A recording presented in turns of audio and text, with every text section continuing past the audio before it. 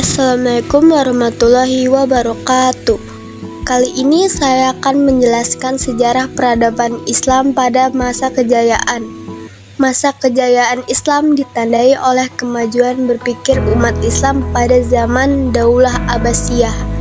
Daulah Abbasiyah 750 sampai 1258 Masehi adalah salah satu kekhalifahan besar dalam sejarah Islam yang menggantikan Daulah Umayyah. Pemerintahan ini dikenal sebagai masa keemasan Islam, terutama dalam bidang ilmu pengetahuan, kebudayaan, dan pemerintahan. Latar belakang berdirinya adalah Daulah Abbasiyah didirikan oleh keturunan dari Abbas bin Abdul Muthalib, paman Nabi Muhammad SAW.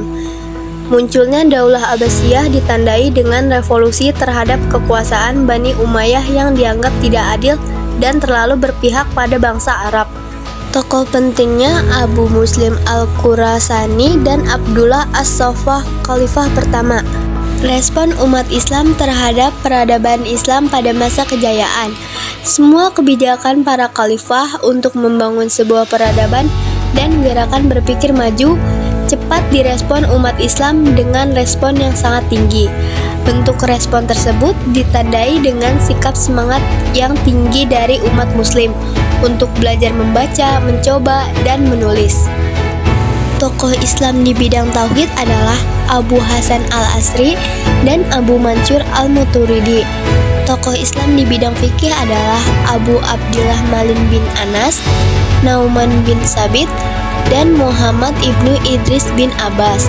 Tokoh Islam di bidang akhlak adalah Ibnu Sina, Al-Farabi, dan Al-Biruni. Pusat pemerintahannya awalnya di Kufah lalu dipindahkan ke Baghdad oleh Khalifah Al-Mansur. Baghdad kemudian menjadi pusat ilmu pengetahuan dan budaya dunia Islam. Kehidupan sosial dan budaya peradaban muslim pada masa kejayaan. Yang pertama adalah toleransi terhadap non-muslim, terutama dalam bidang akademik. Yang kedua, seni, sastra, dan arsitektur berkembang dengan pesat.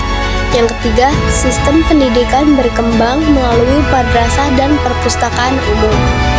Masa keemasan terjadi pada masa Harun ar-Rasyid dan Al-Ma'mun. Didirikannya Baitul Hikmah, pusat penerjemahan dan penelitian ilmu pengetahuan.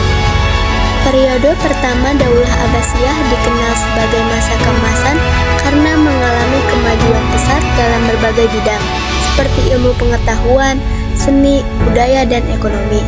Puncak kekuasaan Khalifah Harun ar-Rasyid 786 sampai 809 Masehi dan putranya Al-Ma'mun 813 sampai 833 Masehi merupakan tokoh-tokoh yang membawa dinasti Abbasiyah mencapai puncaknya. Perkembangan peradaban. Masa ini ditandai dengan pembangunan pusat-pusat ilmu pengetahuan seperti Baitul Hikmah serta penerjemahan karya-karya klasik Yunani ke dalam bahasa Arab. Pengaruh Persia. Daerah kekuasaan Daulah Abbasiyah yang luas dengan Baghdad sebagai pusat pemerintahan sangat dipengaruhi oleh tradisi dan budaya Persia. Stabilitas politik dan ekonomi. Pemerintahan yang stabil dan perekonomian yang makmur memungkinkan kemajuan dalam bidang sosial, pendidikan, dan budaya. Mengapa periode Abbasiyah tersebut disebut dengan periode keemasan? Karena Baghdad terletak di tengah-tengah antara Eropa dan Asia dan merupakan daerah penting untuk perdagangan dan pertukaran ide. Para sarjana yang tinggal di Baghdad menerjemahkan teks-teks Yunani dan membuat penemuan-penemuan ilmiah. Itulah sebabnya era ini dari abad ke-7 hingga 13 Masehi disebut sebagai zaman keemasan Islam. Hal tersebut dikarenakan dinasti Abbasiyah lebih menekankan pembinaan peradaban dan kebudayaan Islam daripada perluasan wilayah.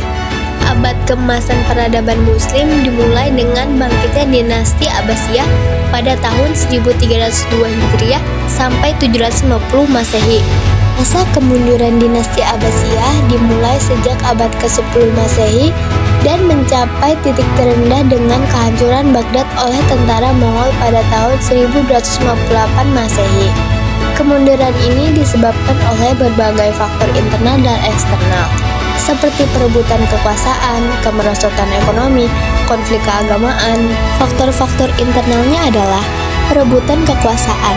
Konflik internal dan perebutan kekuasaan di pusat pemerintahan melemahkan kekuasaan khalifah.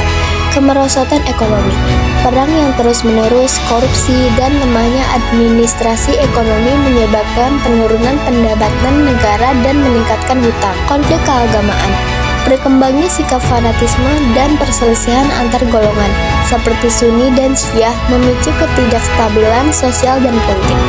Gaya hidup mewah, bermewah-mewahan, dan korupsi di kalangan elit pemerintahan memperburuk kondisi ekonomi dan memicu kemarahan rakyat. Faktor-faktor eksternalnya adalah invasi Mongol. Serangan tentara Mongol di bawah kepemimpinan Hulagu Khan pada tahun 1258 Masehi yang menghancurkan Baghdad dan mengakhiri kekuasaan dinasti Abbasiyah. Ancaman dari kekuatan lain, serangan dari berbagai kekuatan eksternal lainnya, seperti dinasti Seljuk dan Mamluk, juga turut melemahkan kekuasaan dinasti Abbasiyah. Dampak kemunduran, kehancuran Baghdad. Kehancuran Baghdad sebagai pusat peradaban Islam membawa dampak besar pada perkembangan ilmu pengetahuan, politik, dan ekonomi dunia Islam. Berakhirnya kekuasaan Abbasiyah. Penyerangan Mongol menandai akhir kekuasaan dinasti Abbasiyah sebagai kekuatan politik, meskipun warisan budaya dan intelektualnya tetap berpengaruh. Yang terakhir adalah kekuasaan baru.